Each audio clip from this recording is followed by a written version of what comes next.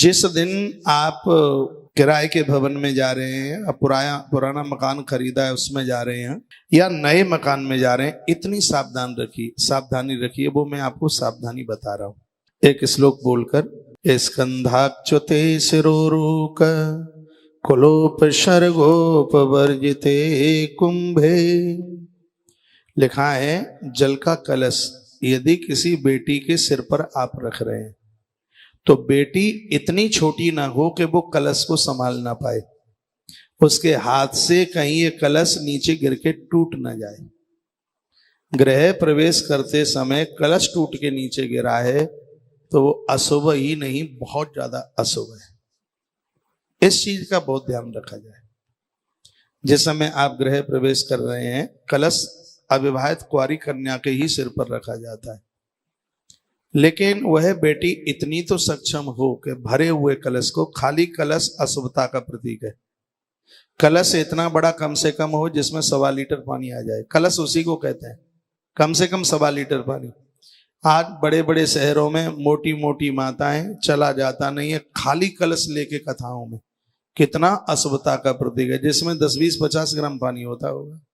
उनको तो खाली कलश भी सिर पर रखने में बड़ा वजन लगता है। शरीर बिना काम किए इतना बिगाड़ रखा है। बिगाड़ क्या रखा है? बर्बादी कर दी शरीर की, कुछ छोड़ा ही नहीं शरीर में। इतना बड़ा कलश जिसमें 1.25 लीटर पानी आ जाए, और ऐसी बेटी का, कन्या का चुनाव कीजिए जो सजग है, समझदार है। स्कंदा अक्षते शिरोरुक कुलोपसर्गोपवर्जिते कुंभे सूत्रच्छेदे मृत्यु कीले चावा मुखे महान रोगा ग्रहीनाथ नाम स्मृतलोपे मृत्यु देशः। यात्रा अंदर गृह प्रवेश करने से पूर्व कहीं कलश टूटता है, उसका दोष तो है ही, और यह अशुभता उस घर में रहने वाले व्यक्ति को रोगी बना दे। इसलिए ग्रंथ में बड़ी सावधानी के साथ यह बात कही गई है कि इसके ऊपर थोड़ा ध्यान दिया जाए। गृह प्रवेश करते समय मंत्रों की आवाज, शंख की ध्वनि, वेद के मंत्रों का पाठ करते हुए ब्राह्मण, बच्चों की आवाज, बच्चे आवाज कर रहे हो तो डांटिए मत। गृह प्रवेश में छोटे छोटे बच्चे बहुत शुभता के प्रतीक हैं, छोटी छोटी कन्याएं बहुत शुभता की प्रतीक है। ये सब शब्द ध्वनि हो रही हो, शुद्ध जल भरिए, पवित्र जल भरिए। इनके अतिरिक्त गृह प्रवेश के समय सुंदर वस्त्र धारण कीजिए। नया नहीं पहन सकते हो तो रात को पहना हुआ न पहनिए। देखो कितनी सुंदर बात कही है। यदि नया वस्त्र उपलब्ध नहीं है, चाहे स्त्री हो चाहे पुरुष, गृह प्रवेश के कार्य में नया नहीं है तो कम से कम धुला हुआ जरूर पहनिए। पालकी, दूध, दही, जुड़वा बच्चे गृह प्रवेश के समय में ऐसे बच्चे दिखाई दे जाएं जिन 2 बच्चों का एक ही संग जन्म हुआ है, चाहे बेटी हो चाहे हो बेटा, चाहे एक बेटा हो चाहे एक बेटी, चाहे दोनों ही बेटियां हो चाहे दोनों ही बेटा। जुड़वा संतान बहुत शुभ मानी गई है। शायद पता नहीं ये बात आपको मालूम होगी कि नहीं मालूम होगी।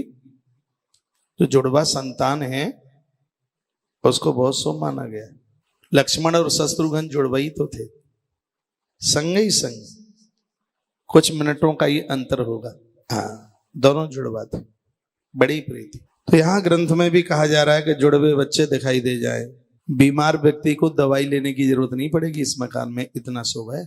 जुड़वा बच्चे कहीं गृह प्रवेश के समय आ जाए, दिखाई दे जाए, चाहे बेटी हो बेटा हो, एक बेटा एक बेटी हो, चाहे दोनों ही बेटा हो चाहे दोनों ही बेटी हो।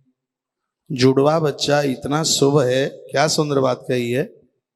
इस घर में यदि कोई बीमार होता है तो उसको दवाई लेने की जरूरत नहीं पड़ेगी, वो अपने ही आप ठीक हो जाए। एक बात और कह रहा हूं मैं, गो विप्र रथ नागण्य कन्या नृप स्त्रिया शंख दुंदी वंशानाम तथा गीतस ध्वनि।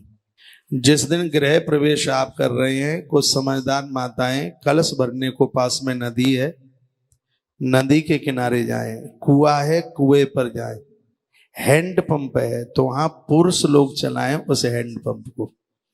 माताएं कलश धारण करने की अधिकारिणी है, पुरुष लोग उस कलश को भरें।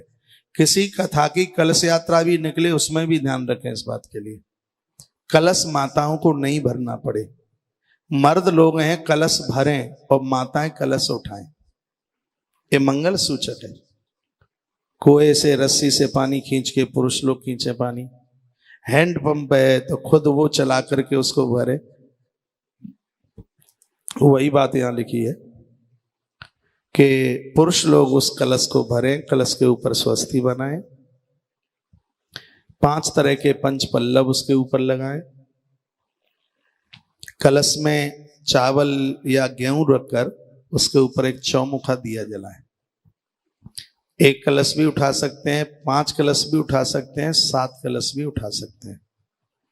गृह प्रवेश के समय पर बस ध्यान यही है कि कोई भी कलश टूटे नहीं।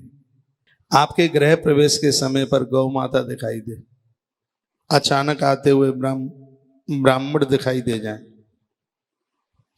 माताएं गीत गाती हुई नजर चल करके आ जाएं तो सततम सुखमाप्नोति शांति ऐश्वर्यस्य वर्धते, उस घर में हमेशा के लिए सुख और ऐश्वर्य की कोई कमी नहीं रहेगी। यह विशेषता होगी उस भवन की, कोई कमी नहीं रहेगी, इतना सुख बरसेगा, इतना ऐश्वर्य बरसेगा, इतनी वृद्धि होगी, सब आनंद ही आनंद होगा। इस तरीके से आप अपना गृह प्रवेश कर